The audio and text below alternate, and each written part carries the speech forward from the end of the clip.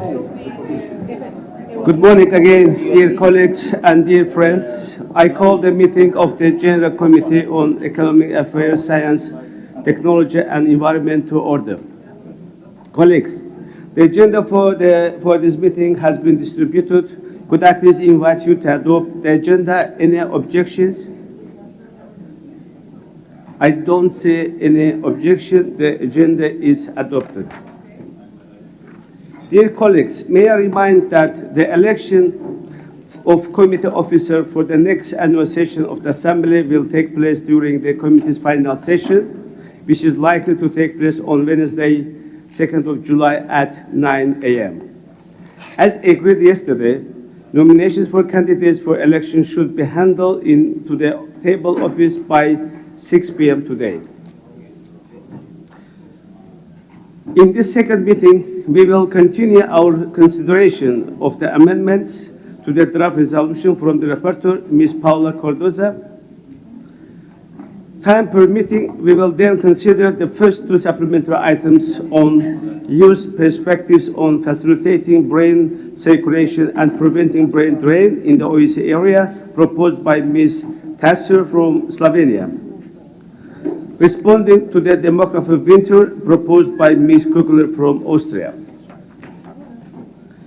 Dear colleagues, we will now move to consider the amendments submitted to the draft resolution.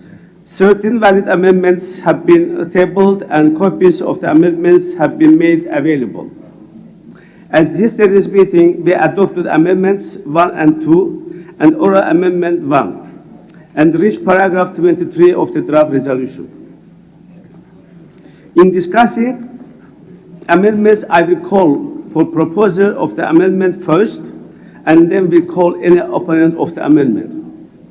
I will then ask the sponsor of the draft resolution, Ms. Cardoza, if she has any opinion of that.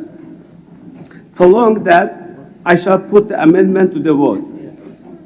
I ask speakers to observe a time limit of 1 minute.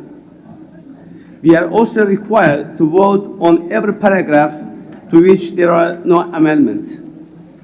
Yesterday, we agreed that to save time and to avoid many votes on items that have broad support, if no amendment has been tabled to a paragraph, and if nobody requests a vote on a paragraph, we can consider it adopted. Needless to say, any time a specific vote is requested, we will do so. Dear colleagues, now we start today with another oral amendment from Mr. Corenda. The oral amendment is proposed to paragraph 24, and it is that we insert forced before migration. I ask for the text to be displayed on the screens. Wait, they need to put on the screen.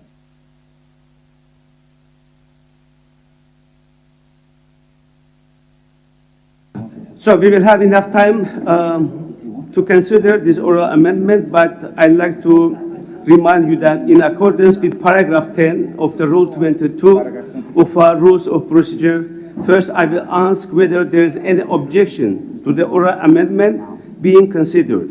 If there is any objection, the oral amendment cannot be considered and it falls. So as I said, it requires consensus. If there is no objection, we will proceed to consider the amendment in the same way as other amendments. That is, we will hear from the proposer of the oral amendment, one speaker against the oral amendment, and the opinion of the rapporteur. We will then decide by a simple majority vote whether to adopt the oral amendment. Is there any objection to the oral amendment being considered?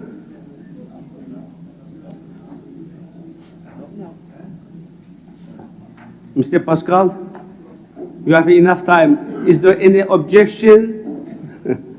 So there is a consensus to put oral amendment in our agenda. So now I will call Mr. Correndier to speak to the amendment. Please, Mr. Correndier, you have the floor. Good morning, and thank you very much, Mr. Chair. The amendment just tries to clarify a small difference between migration and forced migration. People, as I mentioned yesterday, they don't want to move, and this is when they are being forced to migrate due to climate change and climate degradation. So this is why I think a very good stipulation of force, of the word force before migration, is requested, as migration is voluntary while forced migration is not necessarily voluntary. Thank you. Thank you very much, Mr. Corendia. I will now ask if there is any objection to this oral amendment. Does anyone wish to speak against? Anyone wishes to speak against this amendment? No one. What is the opinion of our reporter? I think it be clear that it's his force, so I have nothing against. Thank you very much. Now I put the amendment to the vote. Will all those in favor of the amendment please raise their voting cards? In favor? Please keep it up a bit.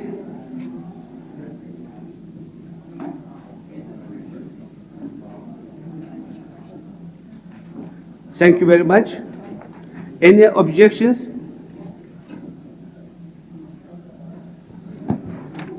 One.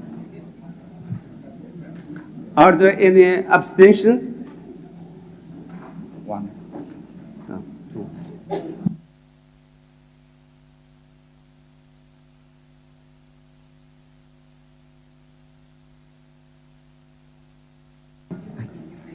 So in favor 19, against 1 and 2 abstentions, amendment is adopted.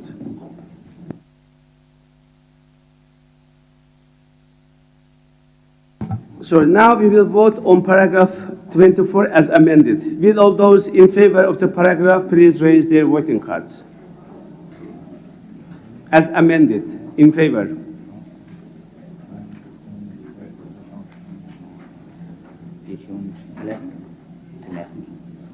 Thank you.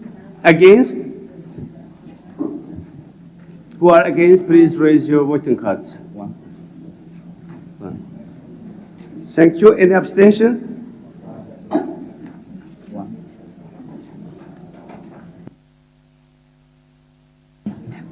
So, in favor 20, against 1, and abstention 1. The amendment 24 adopted as amended. Thank you. Does anyone want to vote on paragraph 25? Any request? Separate vote? No.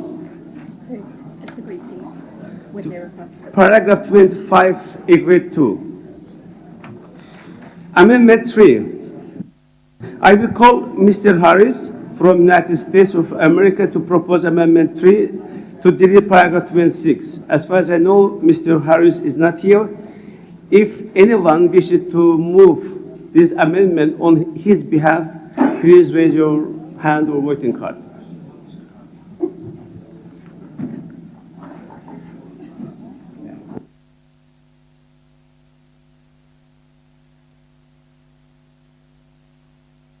If there is no one wishing to move this amendment, it means that this amendment falls.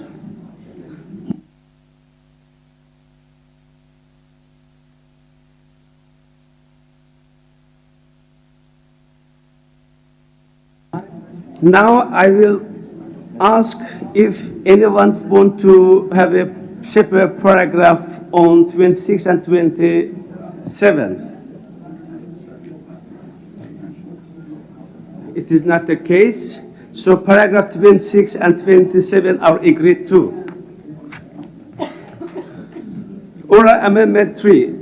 An oral amendment has been proposed by Mr. Corendie to paragraph 28 that we insert vulnerable groups, including before women and girls.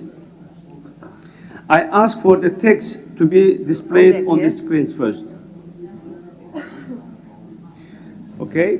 Vulnerable groups. In accordance with paragraph 10 of Rule 22 of our Rules of Procedure, first I will ask whether there is any objection to the oral amendment being considered. If there is any objection, the oral amendment cannot be considered and it falls. I think it's really. Any objection It's really good. to consider this oral amendment that you have, that you are seeing on screen?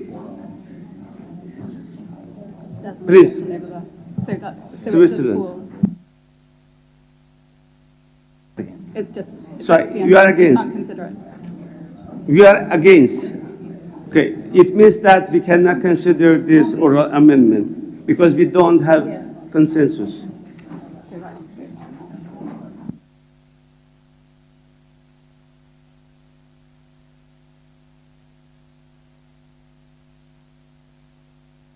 Oops, sorry. So,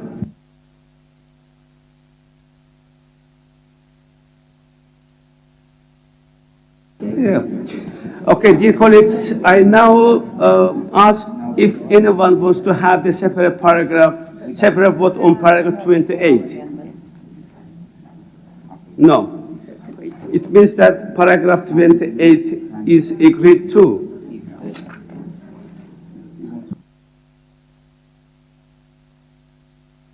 So paragraphs 29 and 31 has no amendments, so I will now take paragraph 29 to 31 together. Does anyone want a vote of any of these paragraphs? No, I don't see anyone. So paragraph 29 to 31 are adopted too. An oral amendment again has been proposed by Mr. Korende to paragraph 32 that we have to delete climate-induced and insert climate-related. So, Madam, Ask are for you? the text. Sorry, we need to ask for the text to be displayed. So first we have to see this text on the screen. Please put the text or oral amendment on the screen first. So again, So the oral amendment is now ready. I will ask to the text to be displayed as I already did, and in accordance with paragraph again 10 of the rule 22, first I will ask whether there is any objection to the oral amendment being considered. If there is an objection, the oral amendment cannot be considered and it falls. So, Madam Cardoza, you are against. okay. So it means that the oral amendment falls.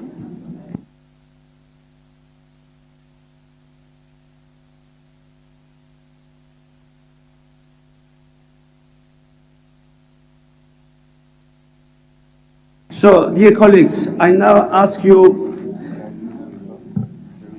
if there is anyone wishing to have a separate paragraph on 32. It is not the case, so paragraph 32 is agreed to. Now I will take paragraph 33 to 44 together. Does anyone want a vote of any of these paragraphs?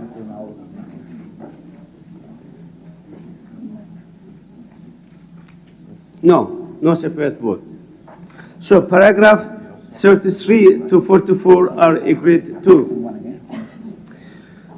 Oral Amendment 5. An oral amendment has been proposed by Mr. Gerasimov to insert new paragraph after paragraph 44.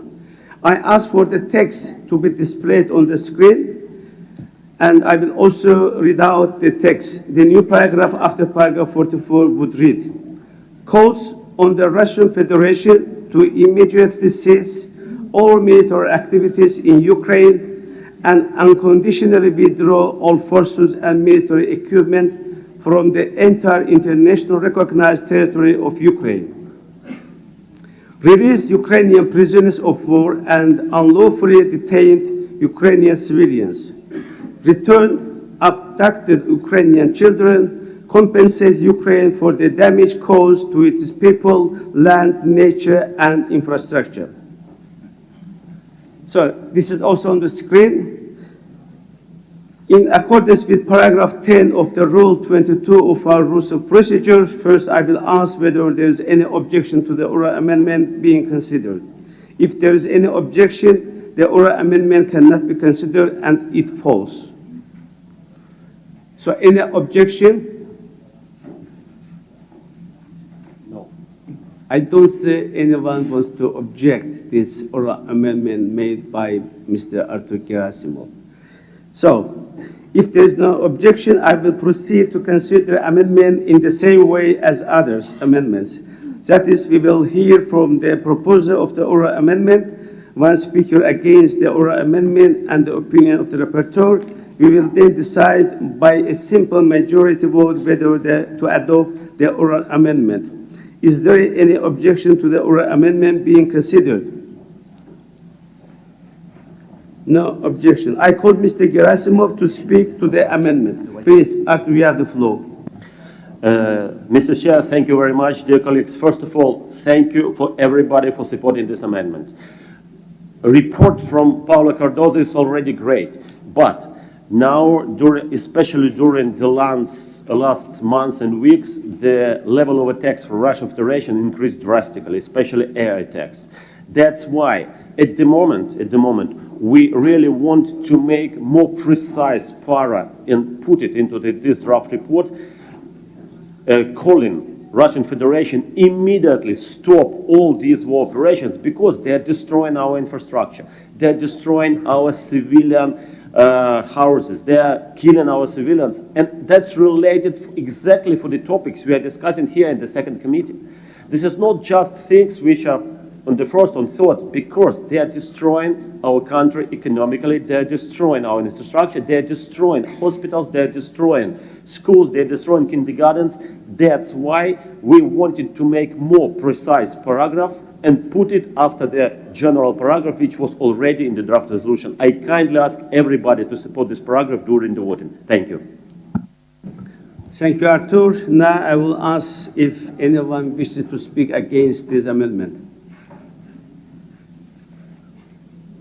No one. Now I will ask Ms. Cardozo's opinion of the amendment. Paula, please. Muito obrigada. Esta inclusão deste novo parágrafo após o 44, penso que vem na sequência já do parágrafo 44, reforça a mensagem que queremos passar no parágrafo 44 e reforça também a ideia de que para haver negociações e para se chegar a um consenso sobre a paz é preciso de facto parar imediatamente as agressões militares para se conseguir conversar e, portanto, não tenho nada a opor a este novo parágrafo.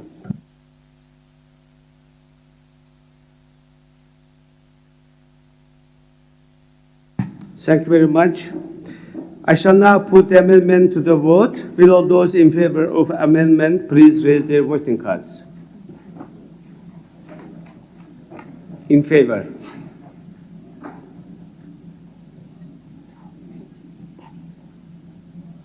Thank you. Against? Against? No. Abstentions?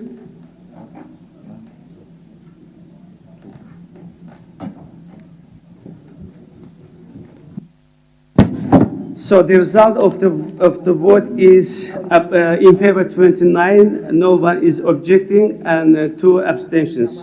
The oral amendment is adopted.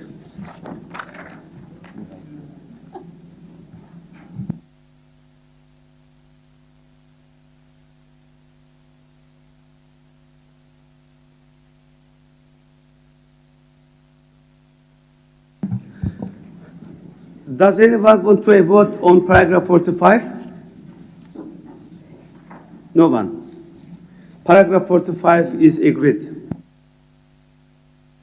Amendment 4. I now call Mr. Whitehouse from the United States of America to propose Amendment 4 to insert a new paragraph after paragraph 45. Okay, in the absence of Mr. Whitehouse, Mr. Gerasimov will move on his behalf. Please, Artur. Dear colleagues, this amendment, I also will kindly you all to support this amendment proposed by our American friends, but not only, also by our colleagues from Romania, Czechia, United Kingdom, and Sweden. What is about this amendment? All of us know that more than 300 billions of Russian assets now frozen. That's totally right step. But at the moment, Russia is destroying Ukrainian territory. They're destroying our land, as I told in the previous speech. They're destroying our infrastructure.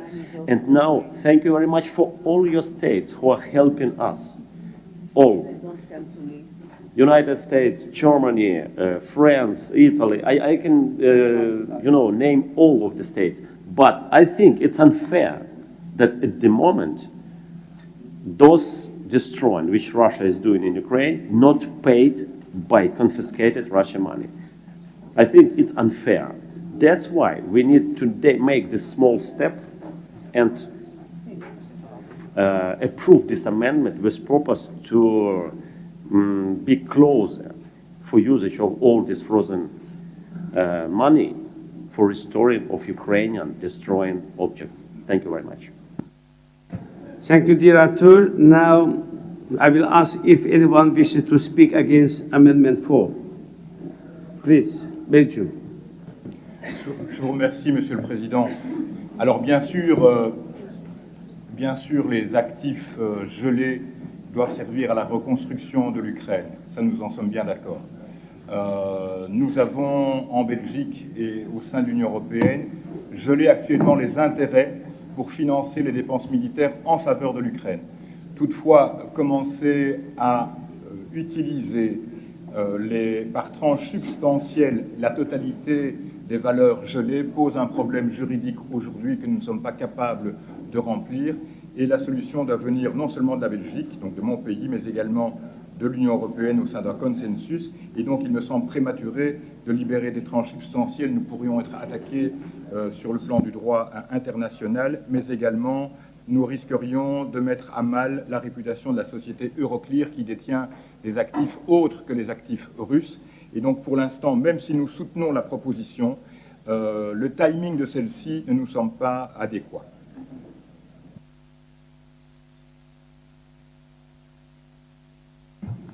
Thank you. Now I will ask Ms. Cardo's opinion of the amendment. Paula, what is your opinion of this amendment, oral amendment?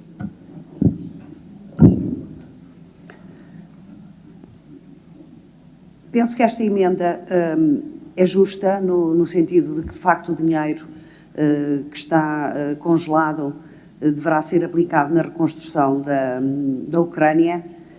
O time, na sequência do que disse que ouvi da Bélgica, não tenho nada contra esta emenda, não tenho a certeza de está a ser feita no tempo e da forma adequada. Só essa, não estou contra, não me oponho a esta emenda, mas deixo esta alerta que poderá estar, de facto, a ser extemporânea em relação. Esta é a vontade da Europa, é que de facto o dinheiro seja aplicado efetivamente na reconstrução da Ucrânia.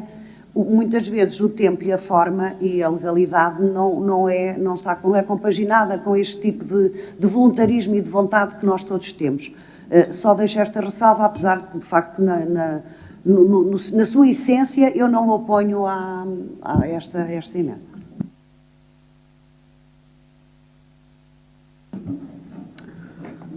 Thank you, Paula. Now I will put Amendment 4 to the vote. First, I will ask if anyone wishes to vote against this amendment. Please raise their voting cards. Usually in favor. In favor. Sorry, first in favor. Who are in favor, please raise your voting cards.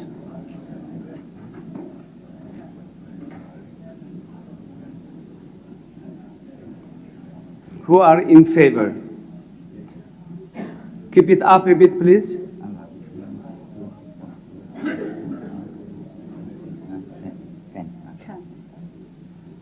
Thank you very much. Now I will ask who are against of this amendment number 4. Please raise your voting cards. Against. Thank you. Any abstentions?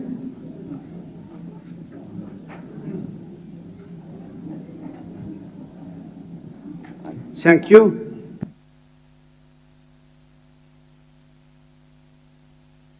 So, in favor 21, against 3, abstentions 8. So, amendment number 4 is adopted.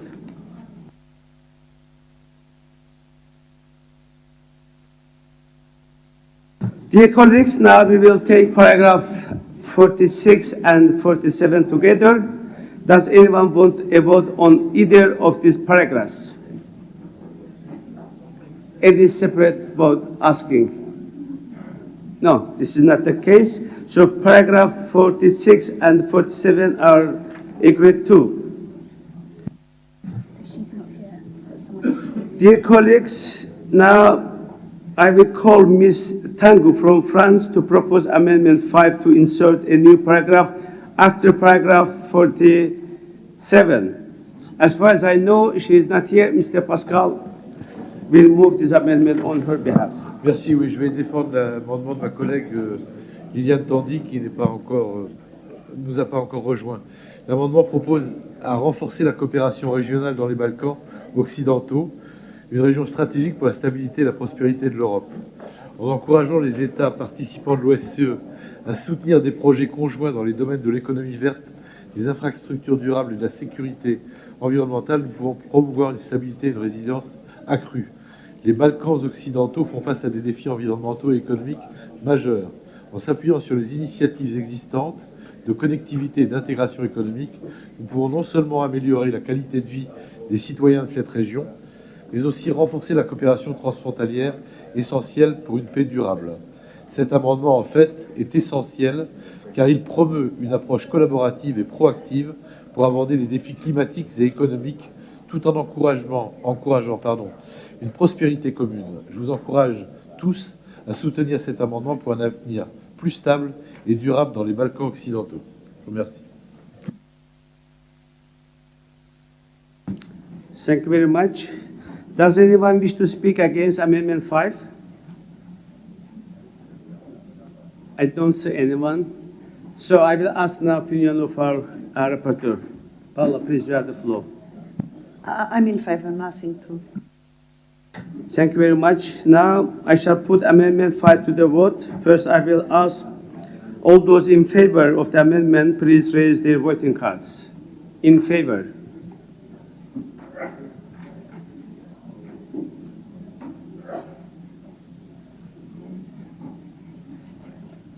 Thank you very much.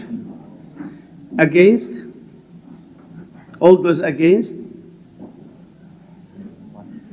Thank you very much. Any abstentions? No abstentions. So, in favor of this amendment is 34, one objection and no abstention. So amendment number 5 is agreed to. Now I will take paragraph 48 and 49 together. Does anyone want a vote on any of these paragraphs? No. Then paragraph 48 and 49 are agreed to. Amendment 6, I will now call Mr. Whitehouse, who is not here, from United States, to propose Amendment 6 to insert a new paragraph after paragraph 49. Anyone wishes to speak or to move on his behalf?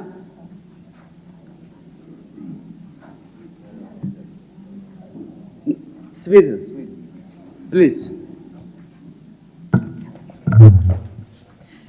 Thank you so much, dear colleagues. The climate change is one of our greatest global challenges in our time. At the same time, Europe's competitiveness is under pressure from actors that neither share our democratic values nor our climate ambitions. This is where the OSCE can play a crucial role. We need an organization that not only addresses traditional security threats, but also the risks that come from a changing climate. As a representative of the moderate party in Sweden, I believe in a solution-oriented, evidence-based, and forward-looking climate policy, and I am convinced that the OSCE can play a much greater role here, not only as a guardian of peace, but also as a driver of sustainable progress. Thank you. Thank you very much.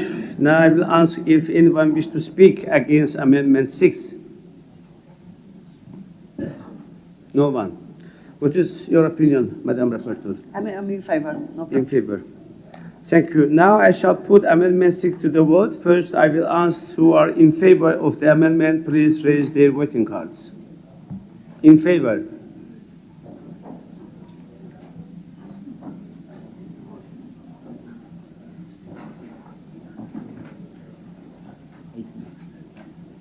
Thank you. Who are against?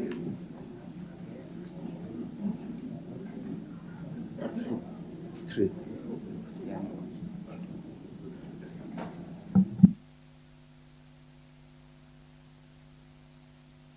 Any abstentions?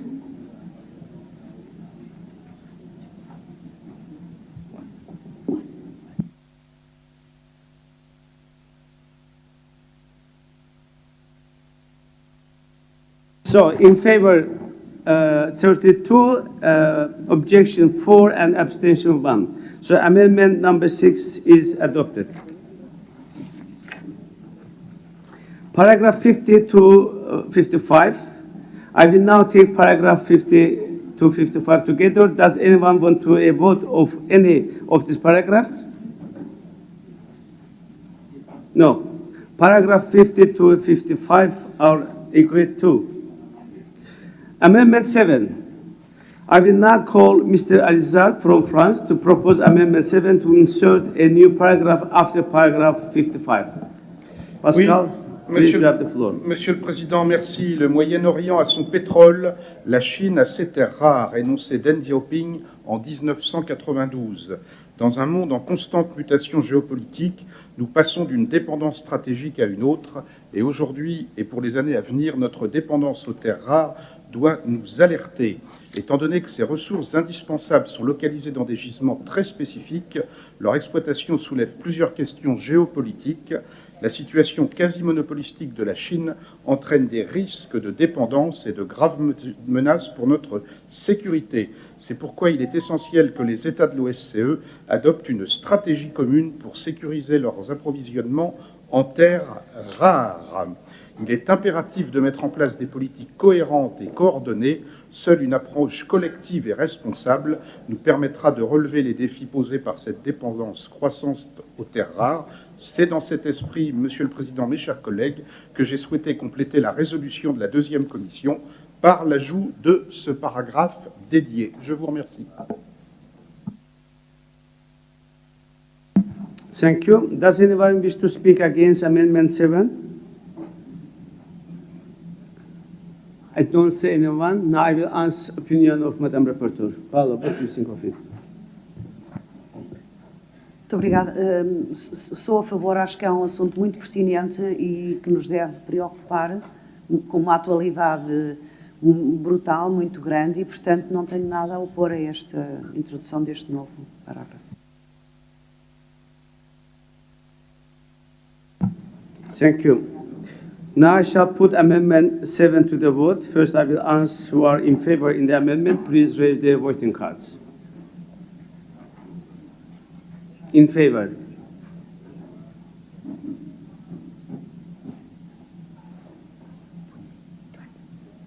Thank you. Will all those against this amendment please raise their voting cards?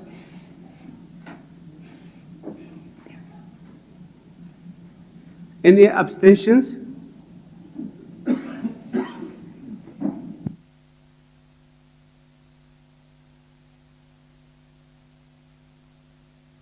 So in favor 36, no objection, no abstention. So amendment number 7 is adopted. Now I will take paragraph 56 and 57 together. Does anyone want a vote of any of these paragraphs? No. Paragraph 56 and 57 are agreed to. Amendment 8. I call Ms. Honori from Italy to propose Amendment 8 to insert a new paragraph after paragraph 57. Madam Honori, you have the floor. Thank you, Mr. President. This amendment meant to stress one aspect of AI, which is its sustainability through time. We all know that AI has a dual relationship with environmental sustainability.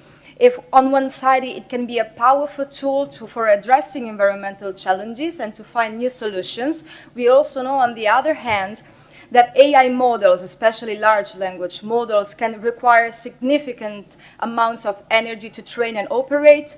We also know that the manufacturing of AI components relies on the extraction of minerals and rare earth elements, as we have heard for the amendments just before. And we also know that AI data centers often require significant amount of water for cooling. That said, we need to address the aspect of sustainability of AI since the very beginning if we want to be really successful at the very end. So I ask everyone to vote in favor for this amendment. Thank you. Thank you. Now I will ask if anyone wishes to speak against Amendment 8. Please. Merci, Monsieur le Président. Chers collègues, l'IA est certes une technologie extrêmement énergivore. Je pense cependant que les économies que nous allons faire en termes d'énergie sont bien plus grandes grâce à l'IA. Je prends un exemple tout simple. La société UPS a développé un logiciel pour optimiser les déplacements de ses transporteurs. Et rien qu'en une année, ils ont réussi à économiser 38 millions de litres de carburant en une année et éviter un rejet de 100 000 tonnes de CO2 en un an. Donc je pense au contraire que l'IA sera la réponse au réchauffement climatique et non pas un accélérateur. Et je tiens à souligner également qu'on sait que l'énergie coûte cher aux entreprises qui fabriquent de l'IA. Et donc tout simplement, pour être plus compétitifs, pour être la meilleure IA sur le marché, ils vont naturellement se déplacer vers des IA plus frugales. J'ai peur qu'avec cet amendement, on développe encore des normes écologiques qui vont nuire à l'innovation, qui vont nuire à l'émergence de champions en France ou en Europe. Je pense notamment à Mistral IA, pour concurrencer les géants américains ou chinois, pour qu'on ait enfin une IA qui pense comme un Européen. Et je pense que nous devrions concentrer nos efforts au contraire sur les points que vous évoquez dans les amendements suivants, au sujet de l'éthique, de la manipulation de l'opinion, mais également des hypertrucages. Et je soutiendrai ces amendements, mais je pense vraiment qu'on doit se concentrer seulement sur ces aspects-là de l'intelligence artificielle. Thank you. Now I will ask Ms. Cardo's opinion. Please, Paulo. Muito obrigada, Sr. Presidente. Esta emenda traz-nos aqui um alerta e, de certa forma, também um apelo a que haja um equilíbrio entre os benefícios que a inteligência artificial nos pode trazer por um lado e os prejuízos que também nos traz por outro. E, portanto, penso que é equilibrada, é, no fundo, uma chamada de atenção para que a inteligência artificial nos vai, de facto, libertar de algumas energias mais complicadas e vai trazer melhor eficácia energética, mas não nos podemos esquecer que também tem, por outro lado, o seu lado negro, digamos assim, e que nós teremos que monitorizar, devemos estar atentos e devemos procurar um equilíbrio e uma alternativa, e, portanto, eu sou a favor desta emenda.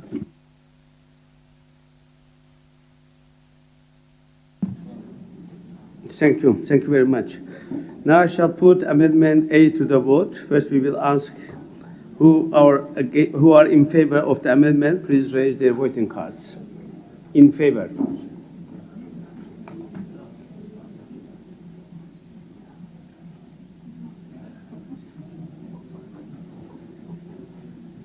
Thank you. Who are against?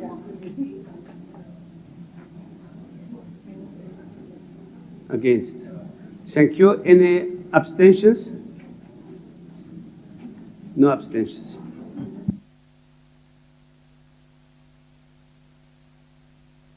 So, 39 is in favor, 1 against, and no abstentions. So, amendment number 8 is adopted. We now come to paragraph 58. Does anyone want a vote on paragraph 58? No one. Paragraph 58 is agreed. Amendment 9.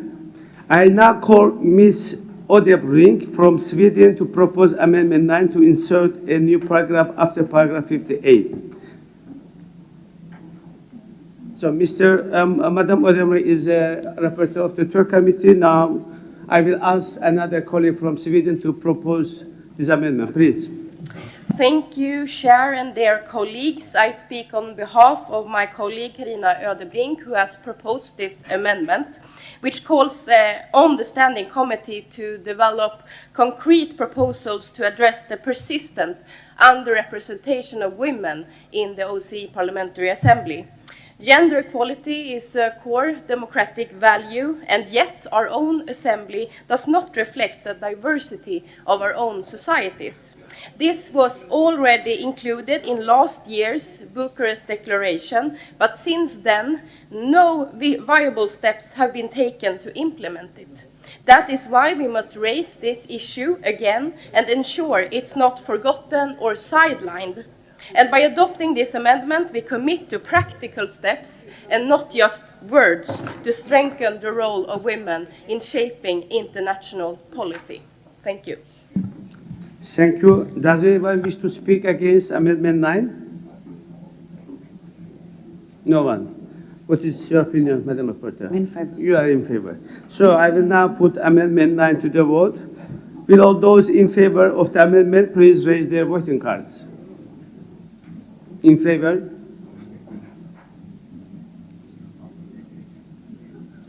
Thank you. Against?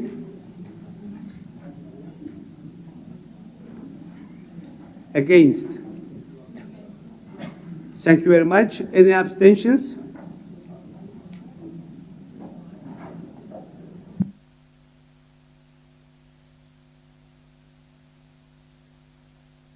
Thank you. In favor, 31, against 3, abstentions 3. 31 is in favor, so amendment number 9 is adopted. Amendment 10. I call Ms. Honore from Italy to propose Amendment 10 to insert a new paragraph after paragraph 58. Madam Honore, you have the floor. Thank you, Mr. Chair. This amendment suggests to establish an ad hoc committee on AI. So far, we have had a special representative for AI, which is already a signal that this assembly does care for this very important topic. However, I believe that the kind of work we need to do from now on is bigger, is about giving more importance to the topic, and is to build a real group of people, a real group of parliamentarians that work on this. And our committee could play a valuable role, therefore, in shaping how OSCE participating states address AI in alignment with the organization's core values, which I am happy to remember: democracy, rule of law, human rights, and security. So, first of all, we should start by mapping all AI developments and to have a real to compare everything that has been done so far in the different states of the OSCE region and understand how we can better go forward. It's very important also to track military and dual-use AI developments. This is very much about the core values of our organization, since it is about security. And the idea is that an ad hoc committee can also provide useful reports and instruments, like operational instruments, in order for each nation, each country of the OSCE region to have this topic really in the center of the focus. Thank you very much. Thank you very much, Madam Honore. Now, I will ask if anyone wishes to speak against Amendment 10. No one. What is the opinion, Madam Rapporteur? Muito obrigada, Sr. Presidente.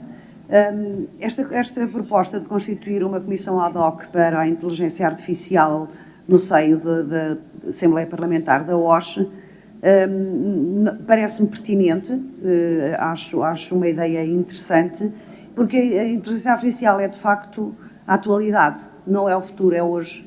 E sendo hoje, nós teremos que de facto começar a pensar como parlamentares em questões como a legislação harmonizada entre todos os Estados, a harmonização dessa legislação que esta Comissão poderá, de certa forma, carrear e fazer chegar a todos os Estados-membros, no sentido de não temos ainda muita prática legislativa nesta área, portanto também seria um aporte importante que esta Comissão poderia trazer, portanto eu sou a favor. Thank you, Madam Rapporteur. Now I shall put Amendment 10 to the vote. Will all those in favor of the amendment please raise their voting cards?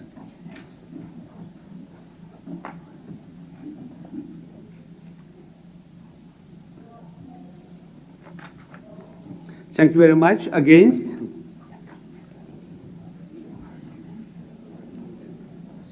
No against. Abstentions? No abstentions. So Amendment 10 is adopted. Amendment 11, I call Ms. Honore again from Italy to propose Amendment 11 to insert a new paragraph after paragraph 58. Please, Madam Honore, you have the floor. Thank you again, Mr. Chair. This amendment is again about AI, but especially with its relationship with what we call FIMI, so foreign information manipulation and interference. This is about the risk that AI can actually bring to our democracy and electoral processes. Together with all the benefits, we also have the other side of the coin. We know this. Why AI can be risky? Because micro-targeting is very easy to realize. This means to have broad and massive propaganda that can reach every group of people in the language they speak, in the way they communicate, and this can be a very powerful tool to spread, again, false information and therefore to manipulate people. Of course, we all know deep fake videos. These are also very challenging for our democracy, since for people will become harder and harder to understand whether what they are watching to is true or false. And therefore, we need also to work very much on media literacy, for example. So we have to tackle the relationship between AI and FIME from different aspects. Of course, banning what cannot be allowed, but also to provide people with the instruments so that they can better navigate a world where clearly everything will be more confusing. I could add much more on this, but I think that the core points are the ones I've just mentioned. So thanks. Thank you, Madam Honore. Does anyone wish to speak against Amendment 11? No, ma'am. What is your opinion, Madam Rapporteur? In favor. Favor. So I shall put now Amendment 11 to the vote. Will all those in favor of the amendment please raise their voting cards? In favor.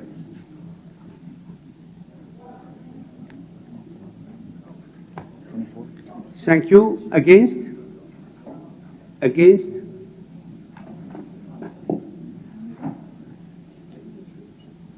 Any abstentions?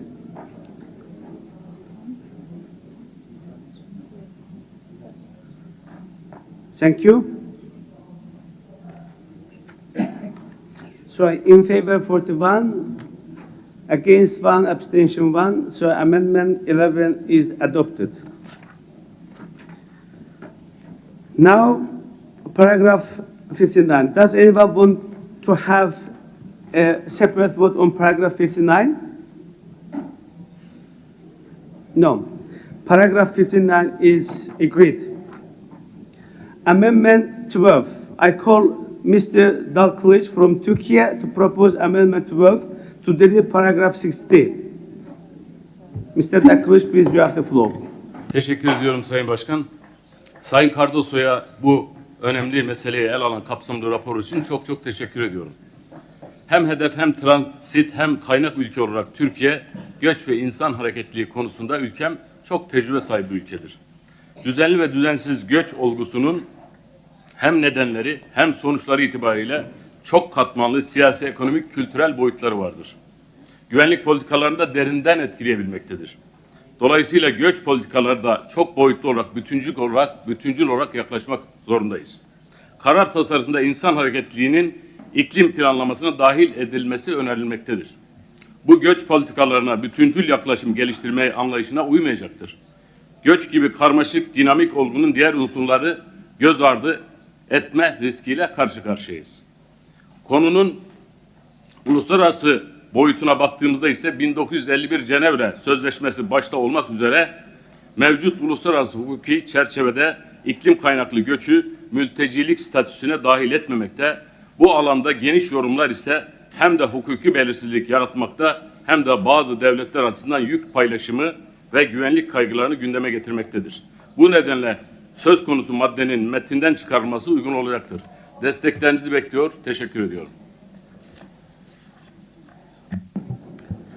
Thank you, Mr. Dalkılıç. Now I will ask if anyone wishes to speak against Amendment 12.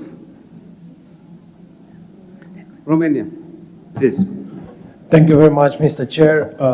This is not about refugees. This is about including human mobility, like displacement, migration, relocation, and immobility in the context of climate change. So, United Nations Framework Convention on Climate Change Secretariat is doing immense efforts to relate human mobility to climate change, and I believe this has nothing to do with voluntary migration, economic migration, or any other kind of refugee process. So it's independent, and it's only in the context of climate change, so we believe this paragraph should stay. Thank you. Thank you. Madam Rapporteur, what do you think of Muito obrigada, agradeço os contributos, quer da Turquia, quer do colega romeno. De facto, isto não tem a ver com migrações, tem a ver com pessoas são confrontadas por questões de alterações climáticas a se moverem, mesmo dentro do seu próprio país. Há uma cheia numa zona, as pessoas terão que, no sul, mudam-se para o norte. Isto tem a ver com a mobilidade das pessoas por força desta situação. Eu reuni há bem pouco tempo com os habitantes de Tuvalu, que é perto da Nova Zelândia, cujo país vai desaparecer. Já desapareceu grande parte do país e irá desaparecer na sua totalidade, e eles estão a tentar adaptar-se a essa realidade e a se moverem para outros sítios por força dessas questões. Não se trata de migrações, trata-se de deslocações forçadas das pessoas por catástrofes, por tornados, por alterações climáticas, que as pessoas terão que se mover, às vezes só temporariamente, mas que tenham, no fundo, apelamos aos governos só para integrarem este tipo de questões nos seus planos nacionais, e não mais do que isto. Portanto, não tem nada a ver com migrações ou com o conceito de refugiado ou de asilado, que são outro tipo de situações. Muitíssimo obrigada. Eu não vejo a necessidade de estar, portanto, oponho-me a esta emenda no sentido que não tem nada que seja para retirar, na minha opinião. Thank you, Madam Cortese. Now I shall put Amendment 12 to the vote. Will all those in favor of the amendment please raise their voting cards. In favor.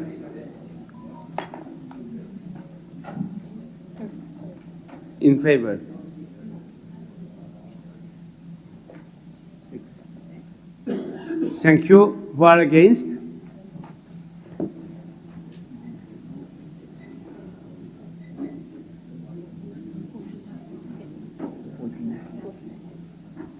Thank you. Any abstentions?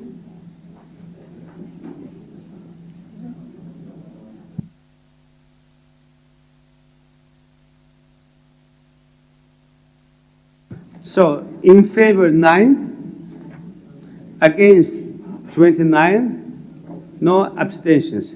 So, Amendment 12 is defeated. Dear colleagues, now I will take paragraph 61 to 64 together. Does anyone want a vote of any of these paragraphs? No. So paragraph 61 to 64 are agreed to. Amendment 13. I call Mr. Arini from Andorra to propose Amendment 13 to insert a new paragraph after paragraph 64. Mr. Arini, you have the floor. Thank you, Mr. President. Dear colleagues, while global stability faces severe strain, there are also reasons for hope. And one of these reasons arrived recently from Geneva. And of course, I refer to the adoption by consensus of the world's first pandemic agreement. Dear colleagues, the COVID-19 pandemic taught us that no country is immune and that no national response can be fully effective in isolation. For this reason, the adoption of the world's first pandemic treaty represents an historical step forward in our shared will to prevent, prepare for, and respond to future pandemics. As a matter of fact, the treaty acknowledges that global health requires a set of coordinated, inclusive, and equitable responses where no one is left behind. Therefore, the main goal of this amendment is both to celebrate and to welcome the adoption of the pandemic treaty, not only as an achievement from the Assembly of the World Health Organization, but also as a right realization for mankind. From my perspective, the pandemic treaty is the result of multilateral cooperation at its best, where science, diplomacy, and public health come together to serve for the global good. I thank you. Thank you, Mr. Rennie. Now I will ask if anyone wants to speak against Amendment 13. Yeah, please, Canada. Thank you, Chair. The problem with this amendment, quite frankly, is that the spirit of cooperation was hindered by Communist China's refusal to allow the participation of Taiwan. The previous speaker is quite correct. We're all in this together and no one should be left behind. Taiwan was left behind for petty political reasons by mainland China. Taiwan has a highly developed economy, highly developed scientific community that could participate and assist us all whenever the next pandemic happens. For that reason, I'm opposed to this amendment. Thank you. Now I will ask opinion of our rapporteur, Madame Corteza.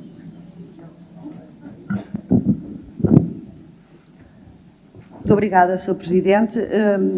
Não tenho nada a opor a esta emenda, mas ressalvo o facto que ninguém deve ser deixado para trás e que devemos levar isso em consideração em próximas posições que aqui tomemos, de facto. Agradeço essa chamada de atenção que registro e que farei sentir nas próximas oportunidades que tiver. Muitíssimo, mas não tenho nada a opor a esta emenda. Thank you, dear Paulo. Now I will put Amendment 13 to the vote. Will all those in favor of the amendment please raise their voting cards? Who are in favor?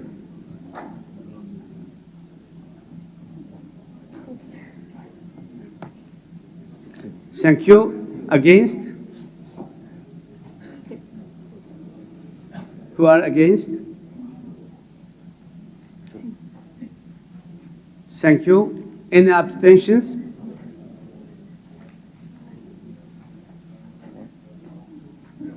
Thank you.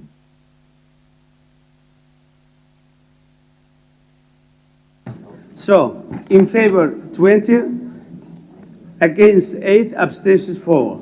So Amendment 13 is adopted. Paragraph 65 to 67.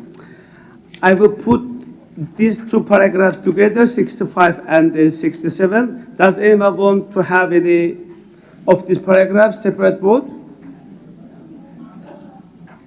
No, this is not the case. So paragraphs 65 to 67 are agreed to.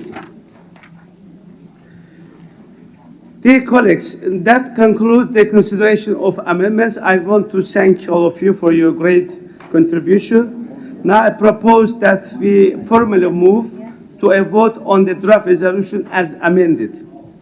So, would those in favor of adopting the draft resolution as amended, please raise their voting cards.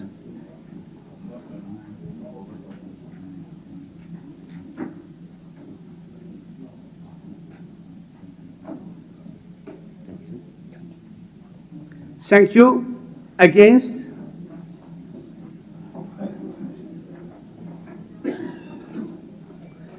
Abstentions?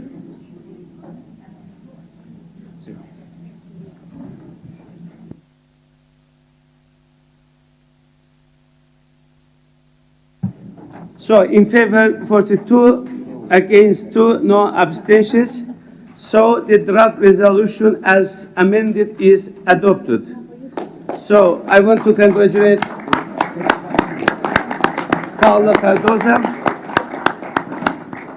I think it is not only achievement of Paula Cardoza, it is also achievement of our entire committee. I want to thank, also congratulate on this new, I would say, good draft that we have adopted for the committee. I think it will guide us for the upcoming 12 months. Thank you very much again.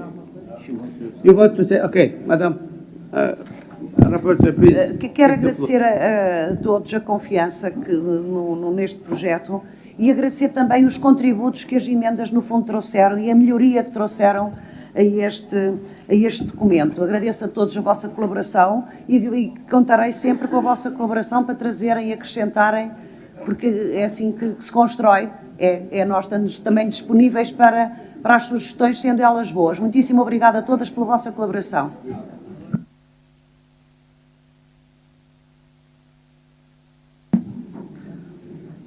Thank you very much, dear colleagues. Now we begin with supplementary item 18 on youth perspectives on facilitating brain circulation and preventing brain drain in the OSCE area, sponsored by Ms. Tasser, which has been allocated to the committee under the procedure outlined in Rule 21.3. This means that this item cannot be amended and there will be no debate. The author of the supplementary item also serves as our special representative on this topic, since our procedures mean that there will be no debate on this item. Before we formally proceed to consideration of the supplementary item, if the committee agrees, I will invite Ms. Taser briefly to introduce the resolution and outline the background to it. So, Ms. Tasser, you have the 2 minutes to propose to move your supplementary item. Thank you. Thank you, Chair. The journey to this supplementary item comes from the second initiative for youth perspectives from the network of young parliamentarians. We have chosen a topic that we have been working on as a part of the thematic visit of the network in Ljubljana, and have already summed up some common points in the Ljubljana resolution which was adopted there. Brain circulation and preventing brain drain in the OSCE area is an interesting field because among us, there are both countries with short-term benefits as well as countries with loss due to youth migration. However, from a regional lens, this process is not a zero-sum game. Countries with severe brain drain and with that a void in the next generation of its citizens and potential leaders are more vulnerable in terms of stability, security, and other core pillars of the OSCE cooperation.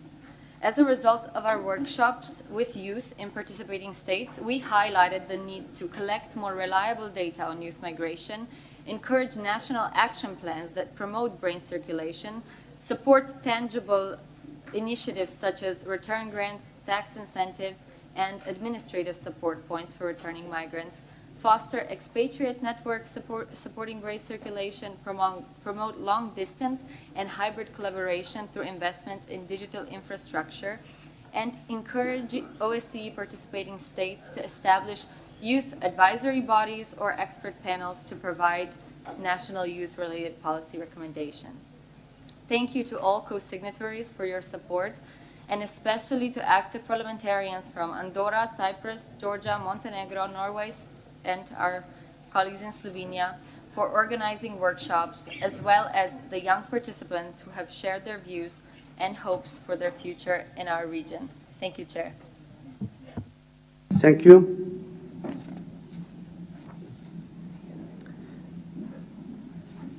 Are there any questions? So, I will ask if anyone wants to take a floor and to comment or ask question. I see Mr. Pascal. Oui, merci, Monsieur le Président. Je voudrais venir en soutien de ce texte, en particulier sur la situation exacerbée dans le domaine de la santé. Environ un professionnel de santé sur 4 dans l'OCDE est né à l'étranger. Le coût de la formation d'un médecin dans un pays d'origine peut aller jusqu'à 100 000 €, sans retour sur investissement si celui part travailler à l'étranger. Alors il est important d'augmenter le nombre de personnels de santé formés dans les pays de l'OCDE et de réguler l'installation des médecins dans les déserts médicaux. En France, selon l'OSCE, l'Observatoire des sciences, plus de 30% des docteurs quittent le pays dans les 5 ans suivant la soutenance, en particulier en sciences dures. Un chercheur français sur 5 travaille aujourd'hui à l'étranger. En 2022, la France formait plus de chercheurs qu'elle n'en employait, alors que les États-Unis et l'Allemagne faisaient l'inverse. Conséquence, plus de 45% des chercheurs étrangers aux États-Unis sont originaires aujourd'hui d'Europe. On paye, en fait, pour former les chercheurs, on ne les paye pas assez ensuite pour les garder et tirer le fruit de leur travail. Je crois que c'est quelque chose auquel il faut penser.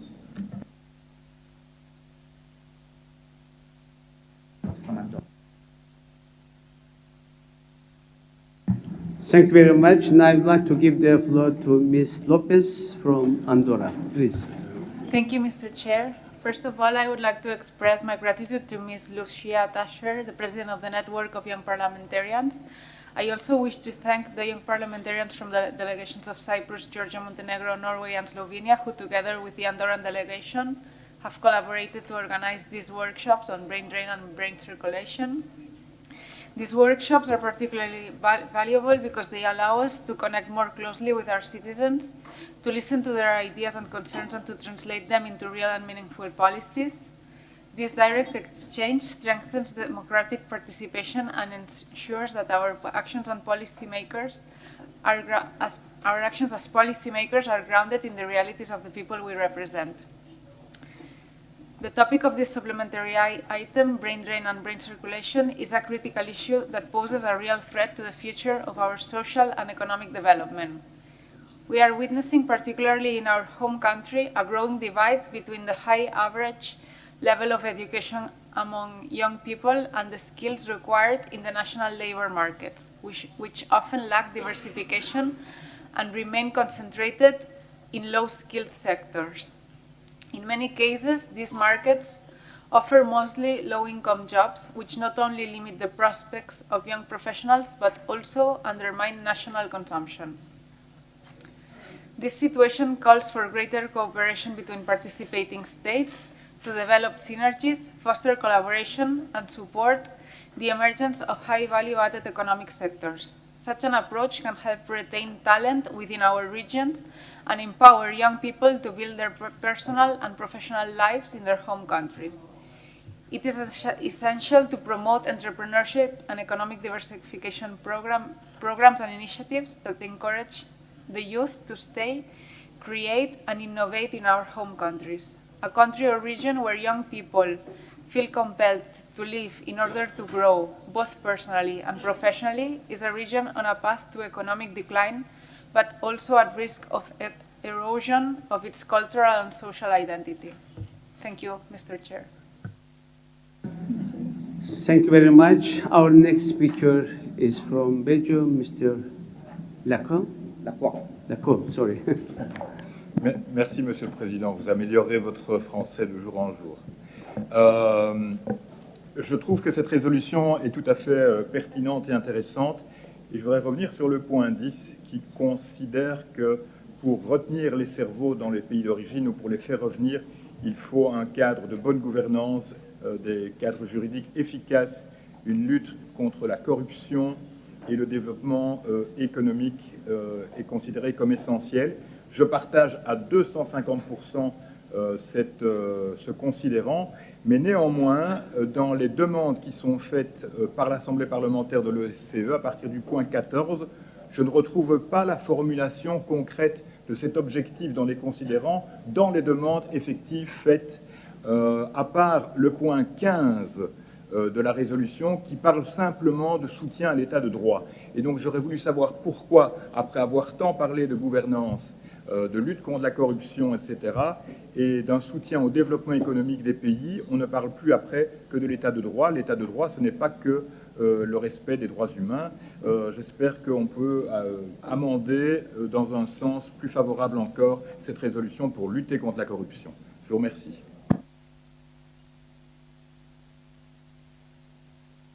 Thank you very much. Dear colleagues, now we will proceed with the formal consideration of supplementary item 18.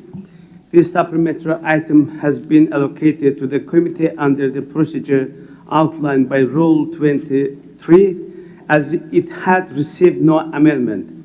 Please note that no further amendments can be tabled. There is now an opportunity to give the floor to Ms. Tasser again for up to 1 minute to advance the text and then give 1 minute to any member against, followed by the vote. Ms. Thacker, do you have anything to add, or do you wish to move the supplementary item formally?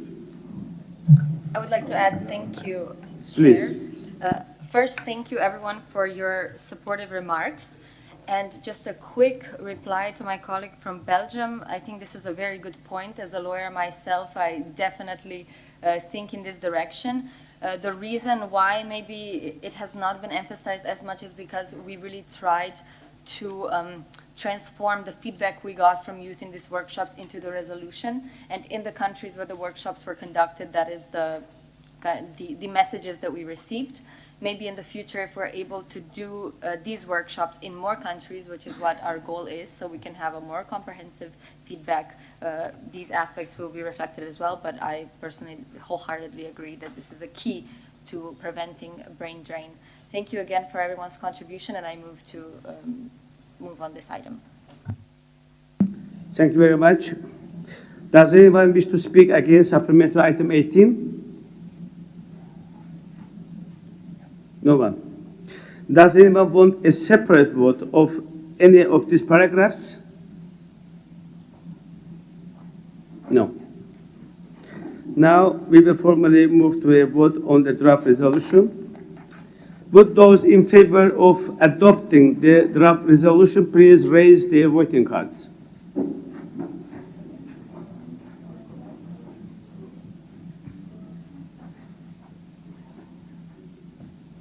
Thank you very much. Against? Any abstentions? Thank you.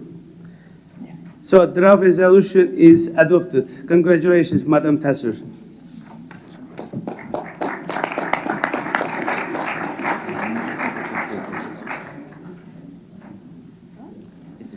We will now move to consider the draft resolution on responding to the demographic winter.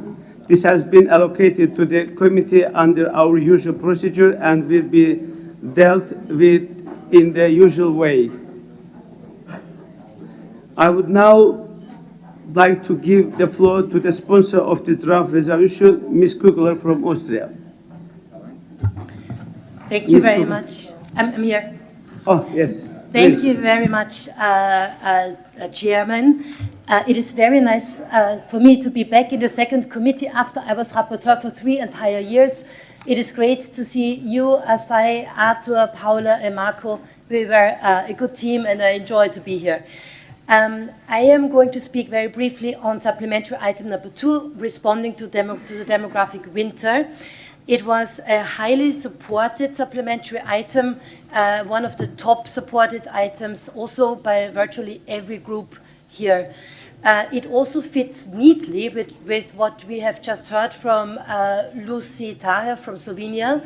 Her supplementary item on brain drain and brain circulation really works on the same topic. Now, most of the OSCE PA countries have problems with demographic decline. Not every country, but most of them. The number we have for the European Union is that we have a birth rate of 1.38, and that means that the reproductive and work generation will halve in 43 years. Lots of this is due to unplanned childlessness. This has major consequences. It is an issue of how to uphold our pension system, health system, welfare system. It comes down to how to uphold our living standards. What do we do with the labor market? Can we uphold the high level of innovation that we have in the OSCE region? What is happening to the infrastructure, especially in rural areas? How do we deal with an epidemic of loneliness? And the issue of brain drain was already mentioned. So it is very important that we are aware of this problem and that we prioritize finding solutions to it. And these solutions need to be sustainable. In my supplementary item, I present a number of them, and I put this supplementary item now to your dear consideration, and I ask for your support. Today at noon, 12:30, there is a side event on the issue for all of those who want to go deeper into this. Thank you very much for your attention. Thank you, Ms. Kugler, for your presentation and for your initiative. It is very much appreciated that you always try to bring up such an important issue to the Assembly agenda. Thank you very much. Since we don't have any speaker in our list, I will ask if anyone wishes to take the floor. Mr. Pascal from France. Then he will be followed by Belgium. Oui, merci Monsieur le Président. Je voudrais venir en appui à l'exposé de ma collègue Kugler sur le taux de fécondité. Bon, moi, j'ai pas le même chiffre. J'ai un 46, mais un 38 ou un 46, ça change pas grand-chose. On est bien en dessous du seuil de renouvellement des générations qui est fixé à 2,1. D'où l'importance d'une réflexion de fond avec tous les pays de l'OCDE, car à terme, c'est un défi partagé par nous tous. C'est un problème, je voudrais insister, qui, combiné à l'exode rural que nous vivons dans tous nos pays, pourrait condamner à l'abandon de régions européennes tout entières.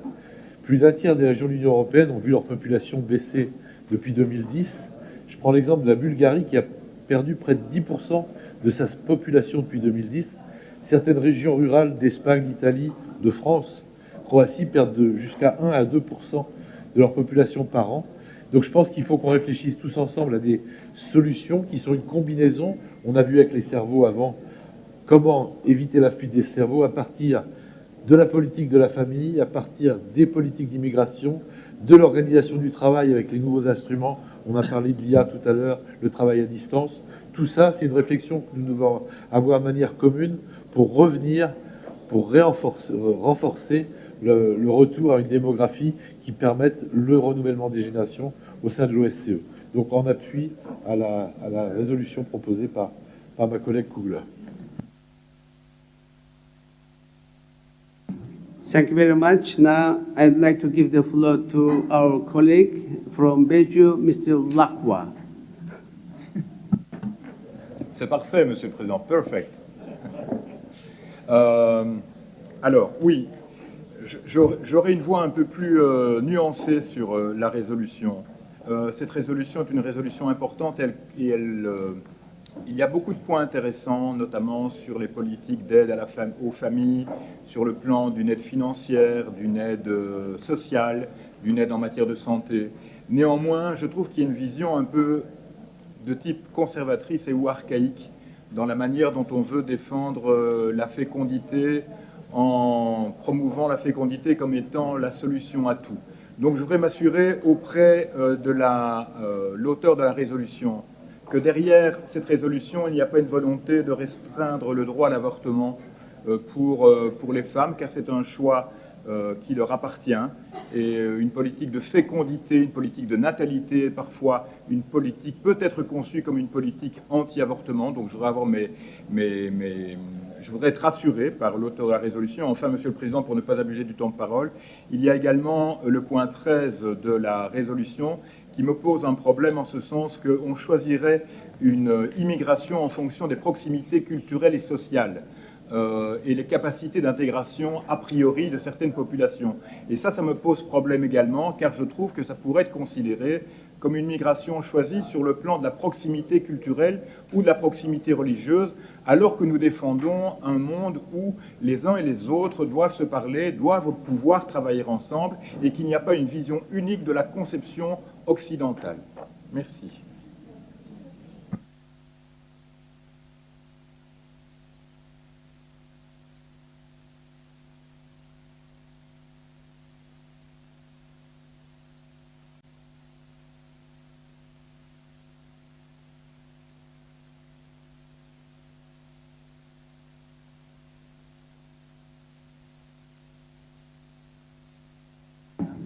Thank you very much.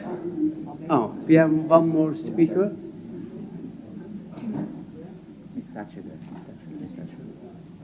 We have two more speakers. One from, please. I can't see. Thank you very much, Chair. I'm very happy to follow the colleague from Belgium because we certainly have, whilst we recognise that there is a problem of demographics in various parts of the OSCE area, we do have some concerns about the way this is worded, and we are concerned about the catastrophizing way in which this is put. And certainly questions of culture and of movements of population are ones that we must deal with exceedingly sensitively. We would, particularly in paragraph 10, talk about the difficulty of the narrative which appears to be challenging reproductive rights, and that certainly on which we are working. So I would encourage everyone to look at this very, very carefully and to make sure that we don't commit to something which actually, if we look at it in detail, may pose some problems. Thank you. Thank you, colleague from United Kingdom. Now I will give the floor to Madam Tasser from Slovenia. She will be followed by our colleague from Switzerland. Thank you, Chair. Please.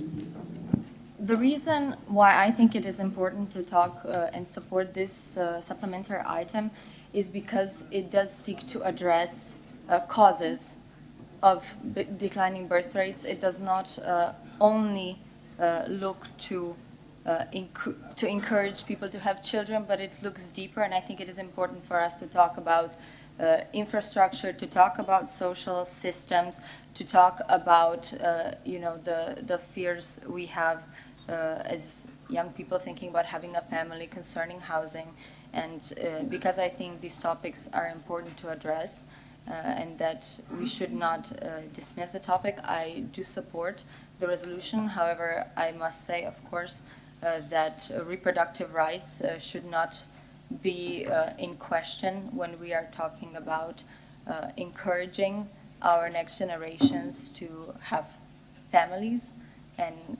decide if they want to have children, and if they do, we should create an environment in which that will be achievable. Thank you.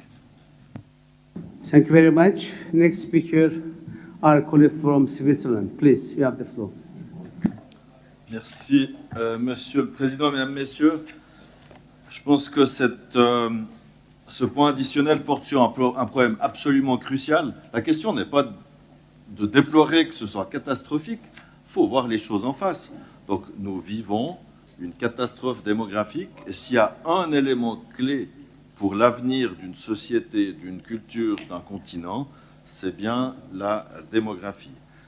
J'ai entendu des reproches que finalement ce texte serait affecté d'une sorte de conception traditionnelle de la famille.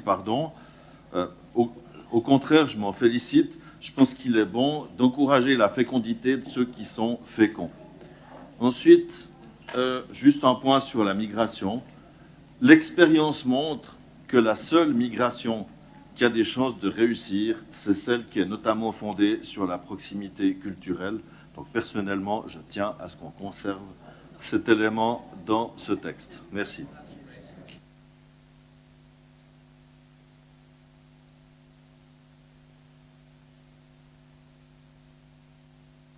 Thank you very much. Before giving the floor to author of the supplementary item, Madam Kugler, I want to ask if anyone again wish to take a floor.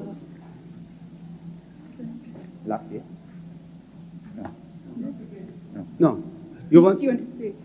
I just wanted a few remarks, if it's possible still. Yes, please. For this Yes. supplementary item.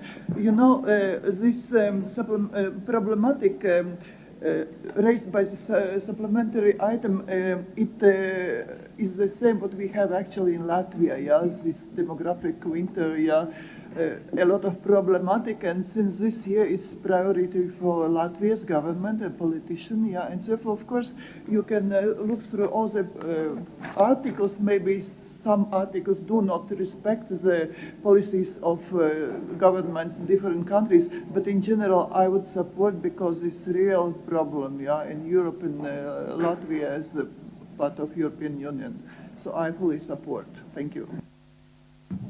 Thank you very much, dear colleagues. We are approaching to the end of today's morning session. But before closing this session, I would like to give the floor to Madam Kugler to comment on what have been, let's say, forwarded or brought up by our colleagues. Please, Madam Kugler, you have the floor.